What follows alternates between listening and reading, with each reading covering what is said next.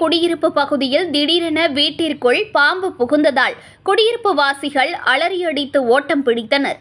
செங்கல்பட்டு மாவட்டம் திருக்கழுக்குன்றம் திருவிக தெருவில் அமுதவள்ளி என்பவர் வீட்டில் திடீரென பாம்பு ஒன்று புகுந்ததால் குடியிருப்பு வாசிகள் அலறியடித்து ஓட்டம் பிடித்தனர்.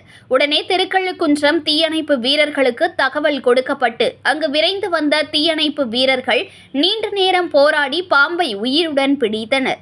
அதன் பின்னர் அங்கிருந்து குடியிருப்பு வாசிகள் நிம்மதியடைந்தனர். பிடிக்கப்பட்ட பாம்பை பத்திரமாக எடுத்துக்கொண்டு வனப்பகுதியில் விடப்பட்டன.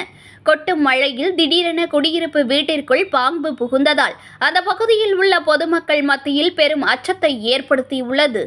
செய்திகளை உடனுக்குடன் தெரிந்து கொள்ள லைக் பண்ணுங்க, ஷேர் பண்ணுங்க, சப்ஸ்கிரைப் பண்ணுங்க, மறக்காம கமெண்ட் பண்ணுங்க.